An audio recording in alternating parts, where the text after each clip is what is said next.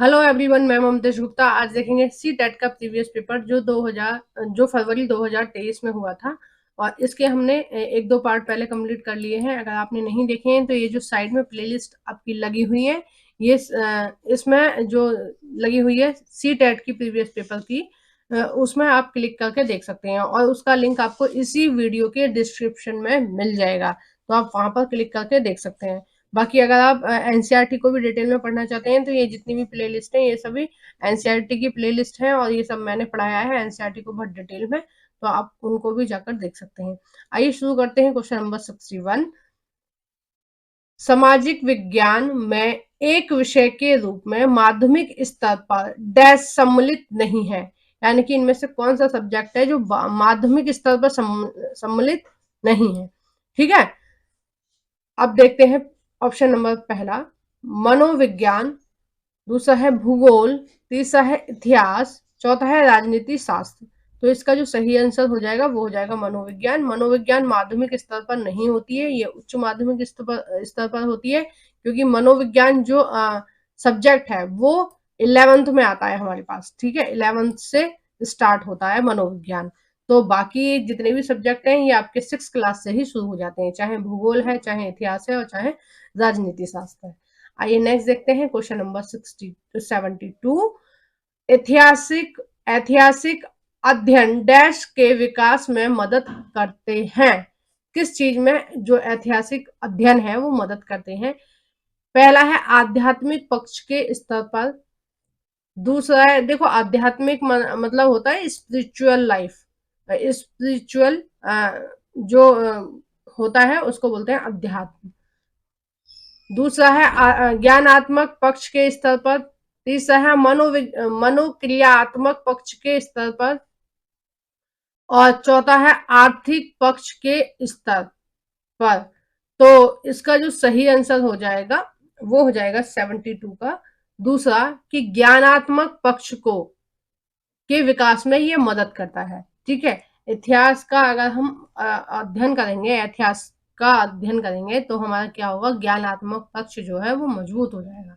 Next देखते हैं 73, भूगोल की कक्षा में शिक्षक विशेषित क्षेत्रों को ढूंढने के लिए विद्यार्थियों को निम्नलिखित में से संलिप्त करने के द्वारा उनकी सहायता कर सकता है।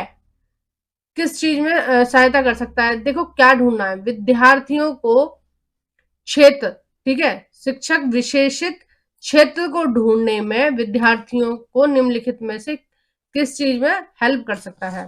पहला है कुछ विशिष्ट विशेषताओं को पहचानना और रिकॉर्ड करने में, बी है मानचित्र का अध्ययन करने में, सी है मानचित्र पर सूचना ढूंढने में, और डी है विश्वकोश का प्रयोग करने में। एक मिनट, ये कुछ गलत टाइप हो गया पीछे का।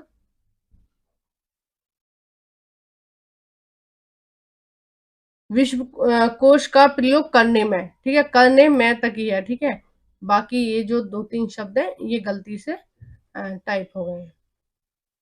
ठीक है, तो ये है। तो इसका जो सही आंसर हो जाएगा वो हो जाएगा आपका ए, बी और सी। एक मिनट, ए, बी और सी सेकंड हो गया, है ना। अब देखिए, जो शिक्षक है वो अगर किसी क्षेत्र विशेष को ढूंढवाना है, बच्चा ढूंढ रहा है किसी क्षेत्र विशेष को, तो वो किस किस में सहायता कर सकता है कि कुछ विशेष चीजों को पहचानने या रिकॉर्ड करने में सहायता कर सकता है। मानचित्र का अध्ययन करने में मतलब वो बताएगा मानचित्र में कि अगर मान लो बच्चे दिल्ली को ढूंढ रहे हैं तो वो बताएगा कि दिल्ली कहाँ पर है। ठीक है, मानचित्र में। तो मानचित्र पर सूचनाएं ढूंढने में मानचित्र को वो ठीक से पढ़ाएगा। और इसका जो ये है डी है, वो डी सही नहीं है कि विश्वकोश का उपयोग करना। तो विश्वकोश यानी कि वर्ल्ड डिक्शनरी की बात हो गई, उससे इनका कोई मतलब नहीं है। ठीक है, नेक्स्ट देखते हैं। देखो डिक्शनरी में तो बच्चा खुद भी देख सकता है, लेकिन मैप पढ़ना आसान चीज नहीं होती है। मैप हम कैसे समझ सकते हैं? माध्यमिक स्तर पर हम टीचर के द्वारा ही समझ सकते हैं। नेक्स्ट देखते हैं 74, निम्नलिखित समस्या समाधान के स्तरों स्तरों को सही क्रम में सुव्यवस्थित कीजिए। ठीक है। समस्या समाधान जो आपने बीएड में पढ़ा होगा, समस्या समाधान पद्धति जो आपने बीएड में पढ़ी है, उसके उसके ये कुछ पॉइंट दे रखे हैं, उनको क्या करना है, हमें क्रम से लगाना है। पहले कौन सा क्रम आएगा, बाद में कौन सा क्रम आएगा। तो देखिए पहले कौन सा क्रम आएगा, समस्या का सूत्रीकरण और व्याख्या करना, यानी कि ये जानना कि समस्या है क्या, हमें किस चीज के बारे में मतलब किस चीज से संबंधित ये समस्या है और उसको हम कैसे सॉल्व कर सकते हैं। ठीक है, ये पहले में ये आ जाएगा। ठीक है, अब दूसरे में क्या आएगा, विचारों और विकल्पों को उत्पन्न करना। तो जब हमें समस्या का पता चलेगा, उसके बाद में हम बहुत सारे ऑप्शन हमारे माइंड में आएंगे, बहुत सारी चीजें हमारे माइंड में आएंगी, और हाँ, बच्चा ये सोचेगा कि उसको इस प्रॉब्लम को कौन से रास्ते से सॉल्व करना है। ठीक है, तो बच्चा क्या करेगा, बच्चा करेगा अब सारी चिंतन। ठीक है, बच्चे के दिमाग में बहुत सारे आइडियाज आ रहे हैं, बहुत सारे आइडियाज आ रहे हैं, और उनमें से वो क्या करेगा, एक डिसीजन को लेगा। ठीक है, बी है कार्य योजना बनाना और लागू करना। जब इन सारे डिसीजन में से एक डिसीजन वो ले लेगा, फिर क्या करेगा, वो योजना बनाएगा और उसको लागू करेगा। ठीक है, और उसके बाद में क्या होगा, मूल्यांकन और पुनरीक्षण होगा। ठीक है, अब देखिए इसका जो ऑप्शन सही हो जाएगा 74 का, वो हो जाएगा आपका पहला। ठीक है, कौन सा हो जाएगा, पहला। पहले सी, फिर डी, और फिर बी, और उसके बाद में ए, है ना। नेक्स्ट देखते हैं 75। मान लीजिए आप सरल से जटिल उपागम में पाठ्यचर्या को सुव्यवस्थित करना चाहते हैं। देखो ये भी पद्धति है, जटिल सॉरी सरल से जटिल। कौन सा है, सरल से जटिल। नीचे दिए गए पदों को उपयुक्त अनुक्रम में लगाकर उपयुक्त विकल्प का चयन कीजिए। ठीक है, हमें कैसे लगाना है, इन सारी चीजों को हमें लगाना है सरल से जटिल की ओर, है ना। अब देखो हम कैसे लगाएंगे इनको।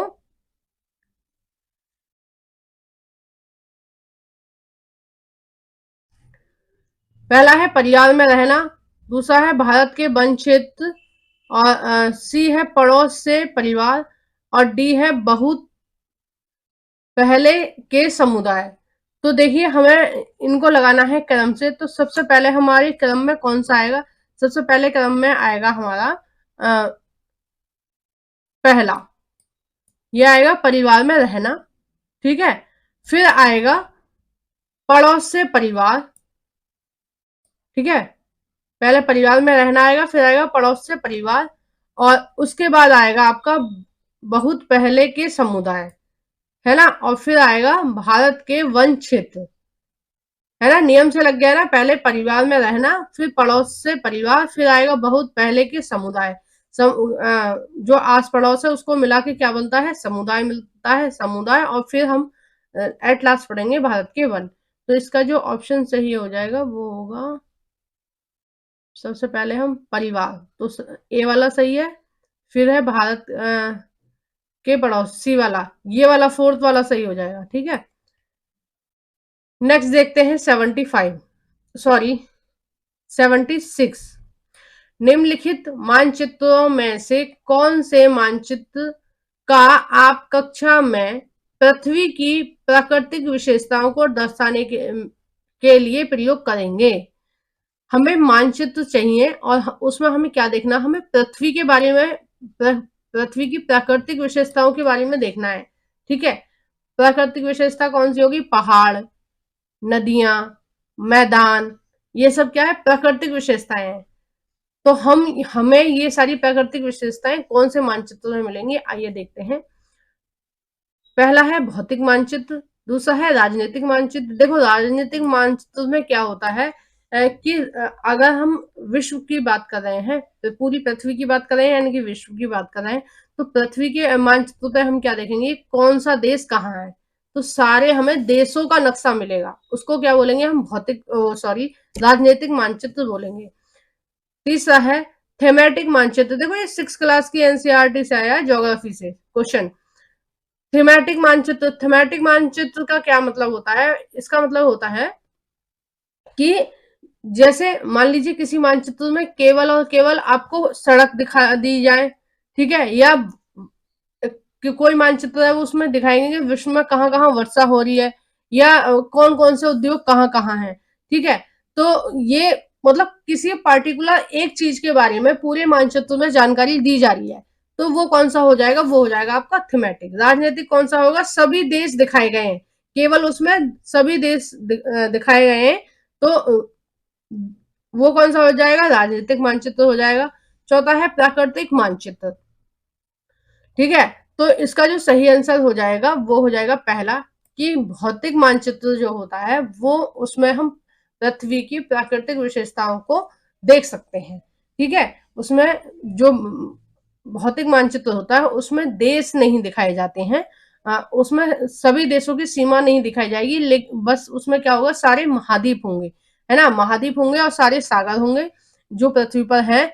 और उसमें ये दिखाया जाएगा कि कहाँ पेड़ है, कहाँ पौधे हैं, कहाँ वन है, नदी है, सागर है, ये सारी चीज दिखाई जाएंगी। तो इस तरह के जो मानचित्र होते हैं वो होते हैं आपके भौतिक मानचित्र। नेक्स्ट देखते हैं क्वेश्चन नंबर 77। सामाजिक विज्ञान की एक शिक्षिका अपने विद्यार्थियों से उनके अपने क्षेत्र में स्वास्थ्य सुविधाओं की दशा पर जांच करवाना चाहती है। शिक्षिका क्या चाहती है कि विद्यार्थियों से उनके अपने क्षेत्र, जो शिक्षिका है वो चाहती है कि विद्यार्थी अपने क्षेत्र में ये जांच करें कि उनके आसपास क्या है, कौन से स्वास्थ्य की सुविधाएं हैं, ठीक है। निम्नलिखित में से उनकी पाठ्य योजना में क्या स्थान पा सकता है। पहला है स्थानीय स्वास्थ्य केंद्र में भ्रमण का आयोजन। दूसरा है बी, सरकार को गरीबों को स्वास्थ्य सेवाएं क्यों उपलब्ध करानी चाहिए, इस पर चर्चा का आयोजन। और सी है पूरे विश्व में बच्चों में पाए जाने वाले कुपोषण के आंकड़े दिखाना। देखिए, पूरे विश्व के आंकड़े जानना तो थोड़ा सा मुश्किल है बच्चों के लिए, है ना, क्योंकि बच्चे छोटे हैं, इतने बड़े लेवल की चीजों को वो नहीं जान पाएंगे। लेकिन वो जो स्थानीय यानी कि उनके आसपास का जो स्वास्थ्य केंद्र है, जो हॉस्पिटल है, वो उसमें जाकर देख सकते हैं कि कौन कौन सी सुविधाएं हैं जो उनको मिल रही हैं पास के हॉस्पिटल में। जैसे सभी गवर्नमेंट हॉस्पिटल में फ्री में आप डॉक्टर को दिखा सकते हैं और दवाई भी ले सकते हैं। कुछ दवाइयाँ गवर्नमेंट हॉस्पिटल से फ्री में भी मिल जाती हैं, कुछ दवाइयाँ वो बाहर के लिए लिख देते हैं जो हॉस्पिटल में नहीं होती हैं। तो हम क्या करेंगे, टीचर क्या करेगी कि बच्चों को भ्रमण के लिए यानी कि वहां घुमाने के लिए लेके जाएगी और बच्चे उस चीज को अनुभव कर सकेंगे कि कौन कौन सी सुविधाएं हैं, ठीक है। और जो बहुत अच्छे गवर्नमेंट हॉस्पिटल होते हैं उनमें वेंटिलेटर की भी सुविधा होती है, आईसीयू की भी सुविधा होती है, सारी सुविधाएं होती हैं। अब देखिए जो बी है, बच्चों से क्या चर्चा करेंगे कि सरकार को गरीबों को स्वास्थ्य सेवा क्यों देनी चाहिए, तो क्या कारण है जो गरीबों को स्वास्थ्य सेवाएं उपलब्ध करानी चाहिए फ्री में, और इस पर चर्चा करेंगे। तो बच्चे खुद बताएंगे कि हमारे पास इतने पैसे नहीं है कि हम बहुत अच्छा ट्रीटमेंट ले सकें, तो गवर्नमेंट अगर हमें ये सुविधा देगी तो क्या होगा, हमारा शारीरिक विकास अच्छा होगा, है ना। तो इस चीज के ऊपर, क्योंकि बच्चे अगर आप गवर्नमेंट स्कूल में पढ़ा रहे हो तो बच्चे इस चीज से जूझ रहे हैं, बच्चों को पता है कि उनको कौन कौन सी सुविधाएं चाहिए और कौन कौन सी सुविधाएं उनको नहीं मिल रही हैं, तो वो क्या करेंगे, विस्तार से इसके बारे में बात करेंगे। तो ए और बी दोनों सही हैं। नेक्स्ट देखते हैं क्वेश्चन नंबर 78। सामाजिक विज्ञान का एक शिक्षक सामाजिक न्याय और हाशियाकरण विषय पर चर्चा करने की योजना बना रहा है। सामाजिक न्याय यानी कि भेदभाव नहीं होना चाहिए समाज में, और हाशियाकरण, ठीक है, और हाशियाकरण के ऊपर क्या कर रहा है, हाशियाकरण विषय पर चर्चा करने की योजना बना रहा है। अब देखिए निम्नलिखित में से कौन से सर्वाधिक उपयुक्त अधिगम प्रतिफल होंगे, यानी कि किन किन चीजों का उसे ध्यान रखना होगा, ठीक है, कौन कौन से प्रतिफल होंगे। अब देखते हैं ऑप्शन नंबर ए, विद्यार्थी हाशियाकरण की अवधारणा को समझते हैं, है ना। बी है दैनिक जीवन में न्यायपालिका कैसे कार्य करती है, विद्यार्थी यह समझते हैं। देखो हाशियाकरण का न्यायपालिका से कोई संबंध नहीं है कि दैनिक जीवन में वो क्या कर रही है, विद्यार्थियों को इससे क्या लेना है कि वो क्या कर रही है, कोई ज्ञान थोड़ी प्राप्त हो रहा है उनको कि वो क्या कर रही है। हाशियाकरण से तो इसका कोई संबंध नहीं है दैनिक जीवन में कि वो क्या कर रही है।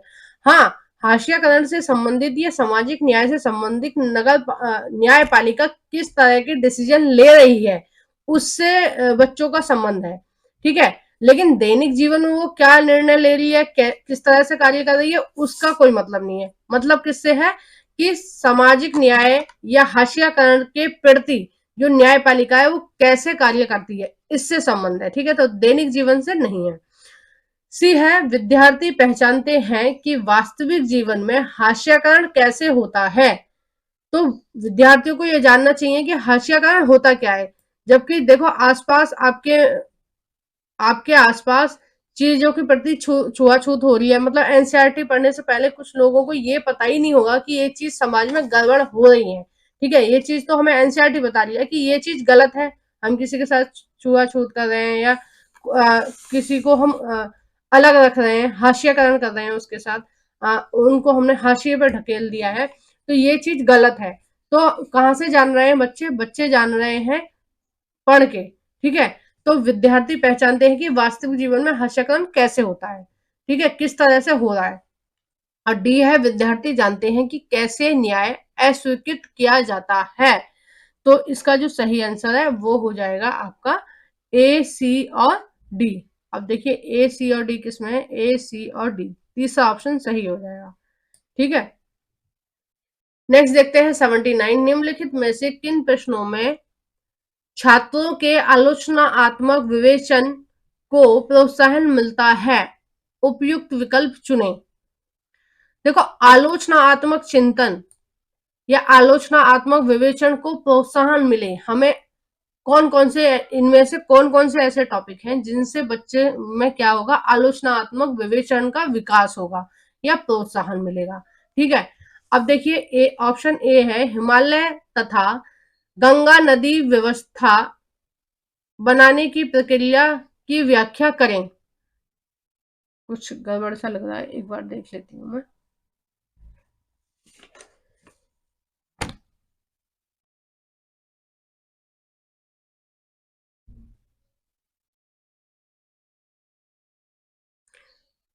हिमालय तथा गंगा नदी व्यवस्था के बनाने की प्रक्रिया को व्याख्या करें। ठीक है, तो पहला ऑप्शन ये हो गया। दूसरा है, देखो इसमें विवेचनात्मक कुछ नहीं है, आलोचनात्मक कुछ नहीं है। ठीक है, ये क्या है, एक सिंपल सी चीज हो गई कि हिमालय और गंगा के बारे में हमें व्यवस्था की बात करनी है। बी है, बहुदलीय व्यवस्था के गुण और अवगुण क्या क्या हैं। देखो, बहुदलीय व्यवस्था जो चल रही है हमारे देश में, उसके क्या गुण हैं और क्या अवगुण हैं। तो ये क्या है, ये आलोचनात्मक चिंतन हो गया। आलोचनात्मक चिंतन में क्या होता है, जिस विषय के ऊपर चिंतन हो रहा है उसके सही पहलू भी और उसके गलत पहलू भी दोनों रखे जाते हैं, और उन दोनों को रखने के बाद डिसीजन लिया जाता है कि कौन सी चीज सही है और किस हद तक सही है। तो इसके अंतर्गत क्या आ जाएगा, बी आ जाएगा। अब देखिए ऑप्शन नंबर सी है, झारखंड में इस्पात और स्टील उद्योग स्थापित करने की उचित स्थिति कौन कौन सी है। देखो, क्या क्या स्थापित करना है झारखंड में, स्टील और इस्पात और स्टील उद्योग स्थापित करना है। तो इसमें क्या है, आलोचनात्मक चिंतन नहीं है, स्थापित करना है मतलब है। और कौन कौन से उचित उचित स्थान है, आप सबको पता है, जहां पर बिजली मिलेगी, जहां पर पानी मिलेगा, जहां पर कच्चा माल मिलेगा, वहीं तो कोई भी उद्योग लगेगा जहां पर सस्ते आपको मजदूर मिलेंगे। तो इसमें विवेचनात्मक नहीं हुआ, ये सीधा सीधा क्वेश्चन हो गया, सीधा सीधा आंसर हो गया। नेक्स्ट देखते हैं ऑप्शन डी, आज के गांव और महाजनपद के समय के गांव की व्यवस्था में क्या अंतर है। अब बच्चे ये सोचेंगे कि आज के गांव कैसे हैं और बुक में किस तरह के महाजनपद के समय में कैसे गांव पाए जाते थे, तो उसको क्या है कंपेयर करेंगे। तो ये कौन कौन सा आएगा विवेचनात्मक चिंतन के अंतर्गत, वो आएगा बी और डी। तो इसका ऑप्शन सही हो जाएगा दूसरा। देखो, विवेचनात्मक चिंतन क्या होता है, ये बहुत उस तरह के टॉपिक होते हैं जिनमें एक डिसीजन कभी लिया ही नहीं जा सकता। ठीक है, जिनके बहुत सारे पहलू होते हैं, किसी भी टॉपिक के जिसके बहुत सारे पहलू होंगे वो किसके अंतर्गत आएगा, वो होएगा आलोचनात्मक चिंतन के अंतर्गत। नेक्स्ट देखते हैं क्वेश्चन नंबर 80। इनमें से कौन द्वितीय स्रोत का उदाहरण है? उपयुक्त विकल्प चुने। ए है विद्वानों की पत्रिकाएं, बी है आत्मकथाएं, सी है डायरी, डी है तस्वीर। तो इसका जो सही आंसर हो जाएगा वो हो जाएगा 80 का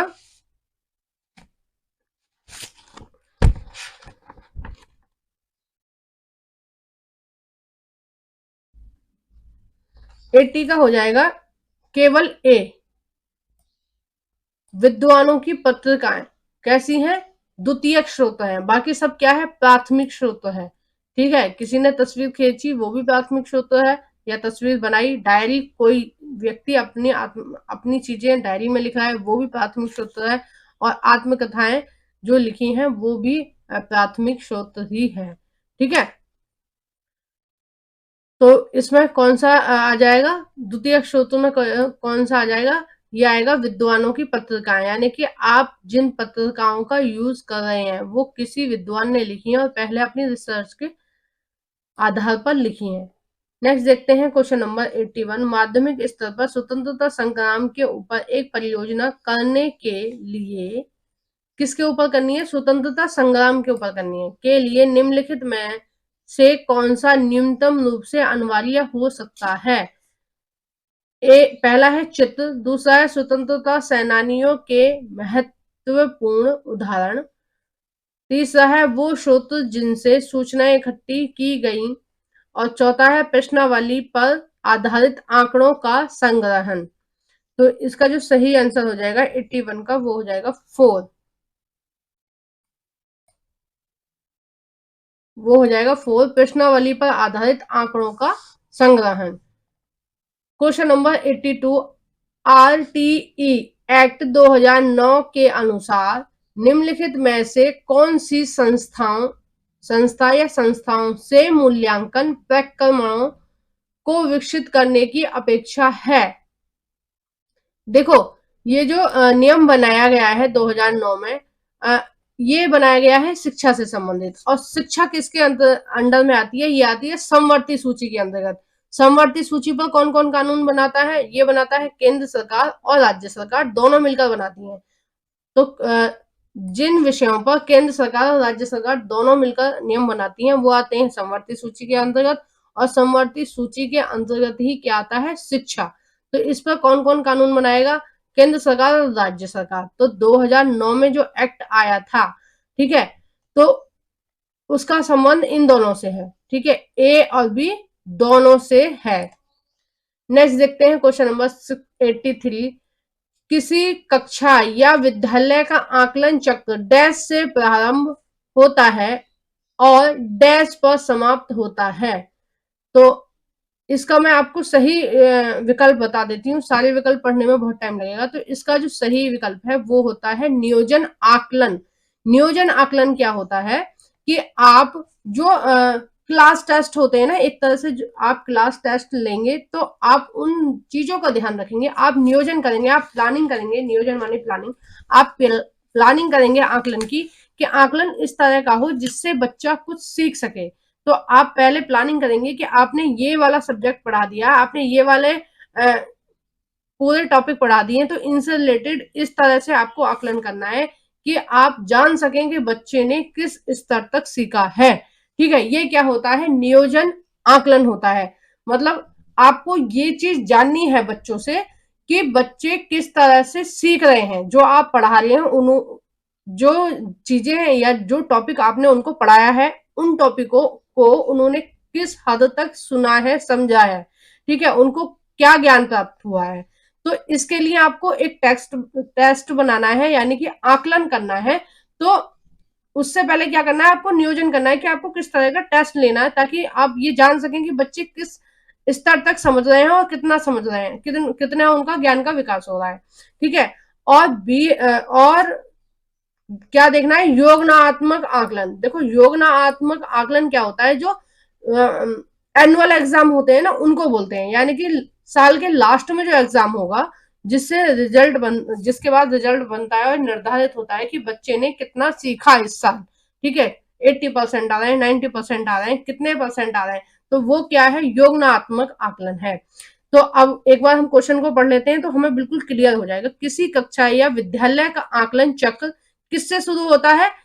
नियोजन आकलन से आरंभ होता है और योजनात्मक आकलन पर समाप्त होता है। ठीक है, समाप्त कब होता है? एनुअल एग्जाम हो जाएंगे तो आकलन, उस साल के आकलन की समाप्ति हो जाएगी। ठीक है, और शुरू कहां से होता है? योजनात्मक आकलन, यानी कि वहां से शुरू होता है जब कोई भी टीचर एक टॉपिक को पढ़ा रहा है तो उससे वो टीचर उस तरह का टेस्ट ले रहा है बच्चे से, उस तरह उनका आकलन कर रहा है कि वो ये जान सके, टीचर ये जान सके कि बच्चे ने कहां तक सीखा है। ठीक है, तो प्लानिंग करके जो वो टेस्ट ले रहा है उससे संबंधित है ये। क्वेश्चन नंबर 84, विद्यालय के कार्य के उद्देश्य संग्रहण को डैश माना जाता है। देखो, विद्यालय के कार्य के उद्देश्य संग्रहण को क्या माना जाता है, मतलब जो विद्यालय है उसका क्या उद्देश्य है कि वो संग्रहण कर रहा है ना, क्या माना जाता है? डैश रिपोर्ट कार्ड, दूसरा है पोर्टफोलियो, तीसरा है नियत कार्य यानी कि असाइनमेंट, और चौथा है रूब्रिक। देखो, रूब्रिक जो बनता है वो क्लास का बनता है, किसी पार्टिकुलर बच्चे का बनता है कि उस बच्चे ने इन इन स्केलों पर कितना सीखा, मतलब उसकी अटेंडेंस कितनी रही, अटेंडेंस का स्केल लिखेंगे, उसने एक्टिविटी कितनी करी, उसका व्यवहार कैसा था, वो मैथ में कैसा था, वो इंग्लिश में कैसा था, वो साइंस में कैसा था। ठीक है, इस तरह का जो आकलन करेंगे वो रूब्रिक के अंतर्गत आएगा। तो इसका जो सही आंसर हो जाएगा वो हो जाएगा पोर्टफोलियो। पोर्टफोलियो क्या होता है? सारी चीजों का मतलब जो जो भी आकलन हो रहे हैं, जो उद्देश्य निर्धारित किए गए हैं, उन उद्देश्यों पर विद्यालय के जो बच्चे हैं वो कहाँ तक खरे उतरे हैं, मतलब कितना उन्होंने सीखा है साल में, तो वो किसके अंतर्गत आता है? वो आता है पोर्टफोलियो के अंतर्गत। और ये हमेशा साल के लास्ट में ही पोर्टफोलियो तैयार किया जाता है।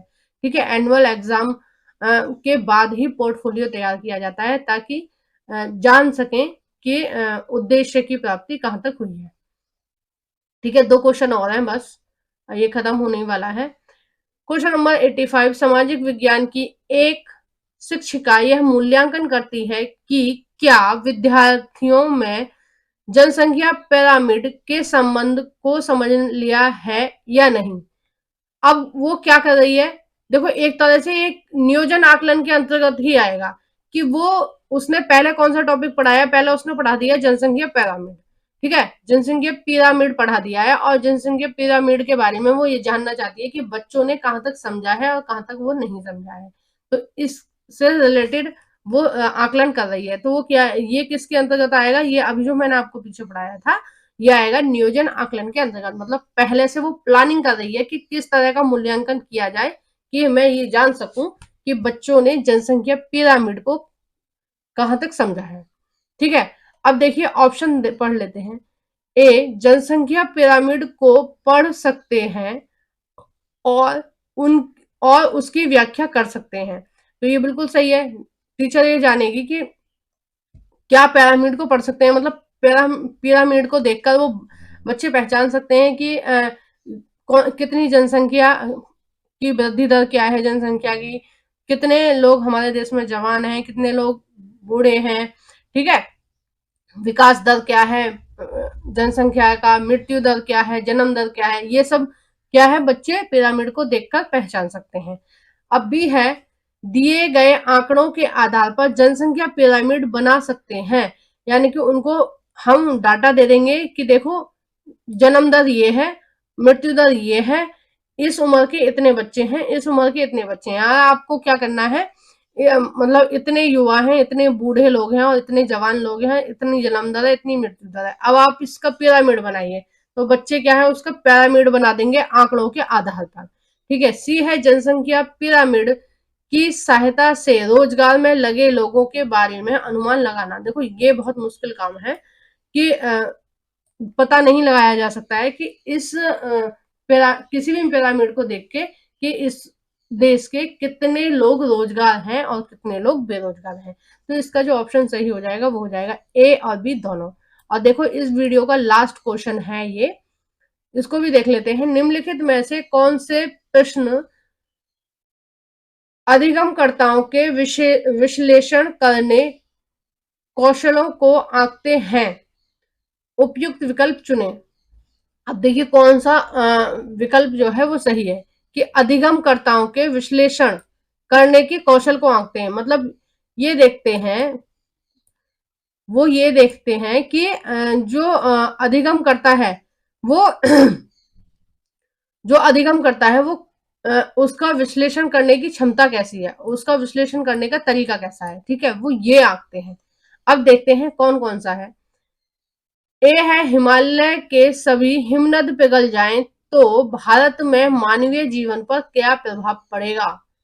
तो देखिए ये भी एक विश्लेषणात्मक ही चिंतन हो जाएगा या सोच हो जाएगी, कौशल हो जाएगा, विश्लेषणात्मक हो जाएगा ये भी कि बच्चों से ये पूछा जाए कि अगर सारी ग्लेशियर पिघल जाए, हिमालय पर जितनी भी बर्फ जमी हुई है वो सारी पिघल जाए, तो बताओ क्या होगा, है ना। तो बच्चे अलग अलग तर्क देंगे, घर डूब जाएंगे, जमीन डूब जाएगी, ठीक है, हमारा जीवन अस्त व्यस्त हो जाएगा, बहुत सारे मानवीय जो लोग हैं वो मर जाएंगे। इस तरह से बच्चे क्या है अलग अलग देंगे, ठीक है, अलग अलग वो उनके आंसर आएंगे।